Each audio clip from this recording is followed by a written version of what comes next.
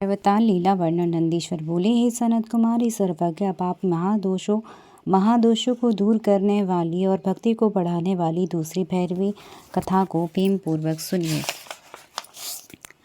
काशी का सानिध्य प्राप्त कर वे काल भैरव, काल के भी भक्षक महाकाल हुए। देव के आदेश से कपालिक व्रत धारण किए हुए वे विषात्मा भैरव हाथ में ब्रह्मा का कपाल लेकर तीनों लोकों में घूमने लगे, किंतु उस दारुण ब्रह्म हत्या ने कभी कहीं भी उन प्रभु का पीछा करना नहीं छोड़ा। प्रत्येक तीर्थ में घूमते हुए भी वे ब्रह्म हत्या से नहीं मुक्त हुए। इसमें भी सभी को शिव की अद्भुत महिमा ही जाननी चाहिए। एक बार प्रमथगढ़ों में सेवित होते हुए भी कपालिक वेश वाले शिव जी काल भैरव विहार करते हुए अपनी इच्छा से विष्णु के निवास स्थान पर पहुँचे। उस समय महादेव के अंश से उत्पन्न हुए सर्प का कुंडल धारण किए हुए त्रिनेत्र महाकाल पूर्णाकार उस भैरव को आता हुआ देखकर गरुड़ध्वज विष्णु ने तथा देवों, मुनियों और देव स्त्रियों ने भी दंडवत प्रणाम किया। इसके बाद लक्ष्मीपति विष्णु ने उन्हें तत्वता जानते हुए पुनः प्रणाम कर सिर पर अंजलि रखकर नाना प्रकार के स्रोतों से उनकी स्तुति की। मामुने तदंतर आनंद से पूर्ण हुए विष्णु प्रसन्नचित होकर क्षीर सागर से उत्पन्न हुए कमल निवासिनी लक्ष्मी से प्रेम पूर्वक कहने लगे। विष्णु बोले, हे प्रिय, हे कमल नयने, हे सुभगे, यानी कि हे देवी सुशोणी, देखो तुम धन्य हो और मैं भी धन्य हूँ, जो कि हम दोनों जगतपति शिव का साक्षात दर्शन कर रहे हैं।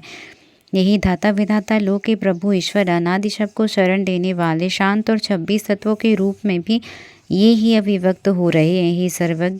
ये सर्वज्ञ सभी योगियों के स्वामी, सभी प्राणियों के एकमात्र नायक, भूतांतरात्मा एवं सबको सदा सब कुछ देने वाले हैं। हे पद्य, हे निद्रा को त्याग कर तथा श्वास को रोककर शांत स्वभाव वाले जन जिन्हें ध्यान लगाकर बुद्धि के द्वारा हृदय में देखते हैं, वे ये ही हैं। आप उनको देखें। वेद तत्वज्ञ एवं स्थिर मन वाले योगी जन जिन्हें जानते हैं, वे ही सर्वव्यापक शिव रूप होते हुए भी स्वरूप धारण कर यहाँ आ रहे हैं।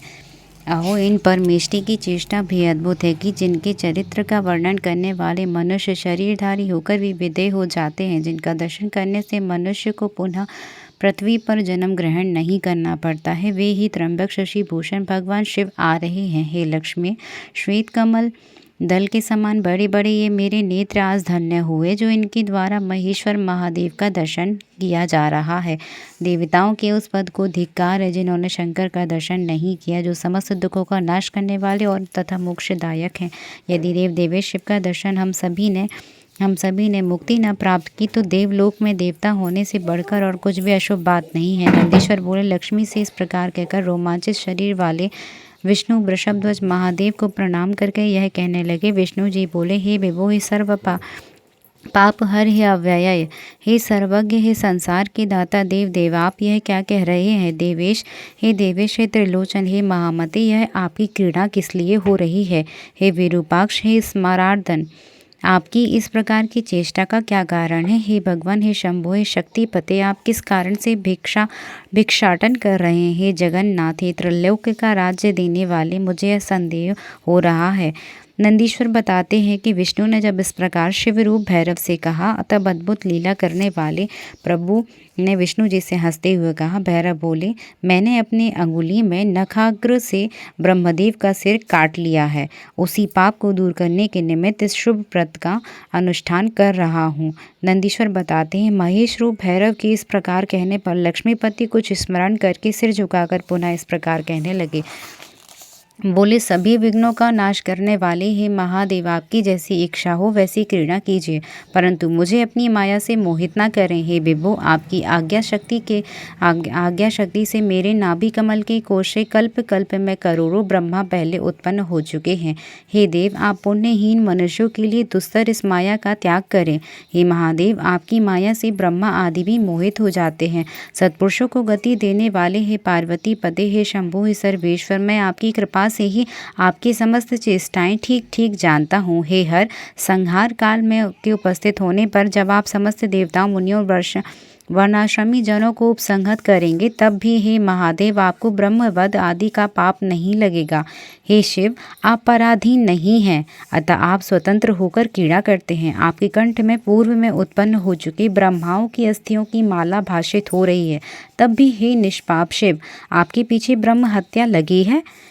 हे ईश, इस जो मनुष्य महान पाप करके भी आप जटा जगदाधार का स्मरण करता है, उसका पाप नष्ट हो जाता है। जिस प्रकार सूर्य के समीप अंधकार टिक नहीं सकता, उसी प्रकार जो आपका भक्त है उसका पाप विनष्ट हो जाता है। जो पुण्यात्मा आपके दोनों चरण कमलों का स्मरण करता है, उसका ब्रह्म हत्या जनित पाप भी नष्ट हो जाता है। जगतपति, जिस मनुष्य की वाणी आपके नाम में अनुरक्त है, पर्वत समूह के समान भारी से भारी पाप भी उसे बाधित नहीं कर सकता है।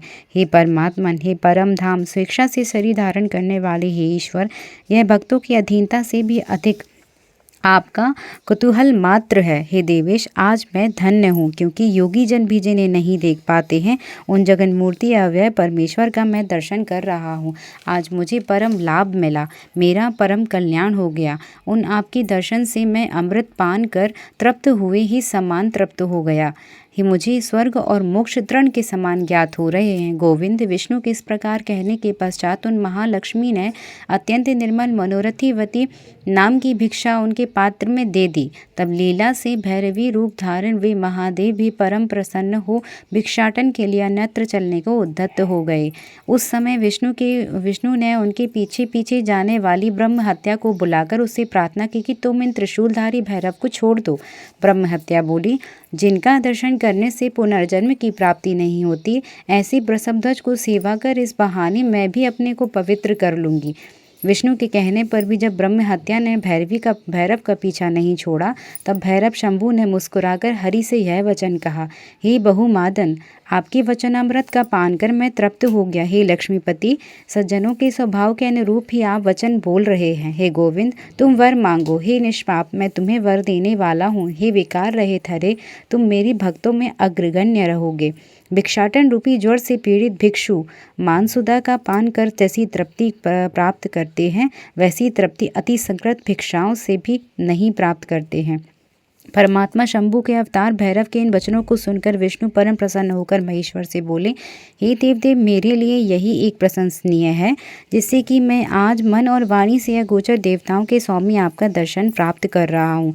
आपकी जो अमृतमयी पूर्ण दृष्टि मुझ पर पड़ रही है, इसी से मुझे महान हर्ष हो रहा है। हे हर, सज्जनों के लिए आपका दर्शन बिना यत्न के प्राप्त निधि के समान है। हे देव, आपके चरण युगल में मेरा वियोग ना हो। हे शंभु, यही मेरे लिए वरदान है, मैं किसी अन्य वर का वरण नहीं करता। श्री भैरव बोले, हे महामते तात, जैसा आपने कहा वैसा ही हो। आप सभी देवताओं को वर देने वाले अवश्य होंगे।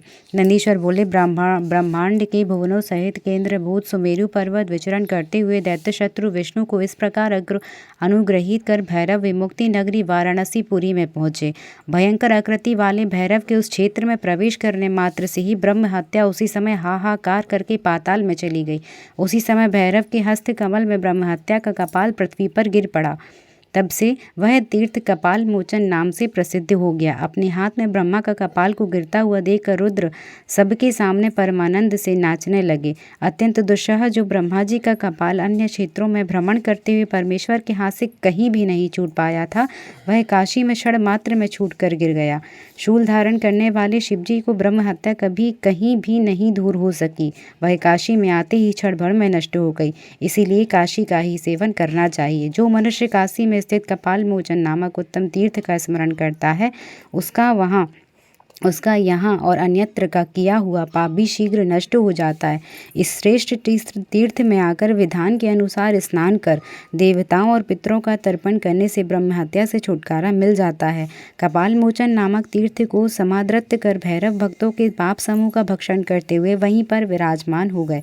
सुंदर लीला करने वाली सज्जनों के प्रिय भैरवात्मा परमेश्वर शिव मार्गशीर्ष मास में कृष्ण पक्ष की अष्टमी को तिथि को आविर्भूत हुए। जो मनुष्य मार्गशीर्ष मास की कृष्ण पक्ष की अष्टतिथि को काल भैरव के सानिध्य में उपवास करके जागरण करता है, वह महान पापों से मुक्त हो जाता है। जो मनुष्य अन्यत्र भी भक्ति पूर्वक जागरण के सहित इस व्रत को करेगा, वह महापापों से मुक्त होकर सद्गति को प्राप्त कर लेगा। प्राणी के द्वारा लाखों जन्मों में किया गया जो पाप है, वह सभी काल भैरव के दर्शन करने से जो काल भैरव के भक्तों का अपराध करता है, वह मूर्ख दुखित होकर पुनः पुनः दुर्गति को प्राप्त करता है। जो काशी में रहकर विश्वेश्वर में तो भक्ति करते हैं, परंतु काल भैरव की भक्ति नहीं करते, वे विशेष रूप से महादेव को प्राप्त करते हैं। जो मनुष्य वाराणसी में रहकर भी काल भैरव का भजन नहीं करता है, उसके पाप शुक्ल पक्ष के चंद्रमा के समान बढ़ते हैं। जो मंगलवार, चतुर्दशी, अष्टमी के दिन काशी में कालराज का भजन नहीं करता, उसका पुण्य कृष्ण पक्ष के चंद्रमा के समान क्षीण हो जाता है। ब्रह्म हत्या को दूर करने वाले भैरवोत्पत्ति संज्ञक इस पवित्र आख्यान को सुनकर प्राणी संपूर्ण पापों से मुक्त हो जाता है। कारागार में पड़ा हुआ अति भयंकर कष्ट में फंसा हुआ प्राणी भी भैरव की उत्पत्ति के आख्यान को सुनकर संकट से छूट जाता है। जय जय श्री शिव महापुराण। हर हर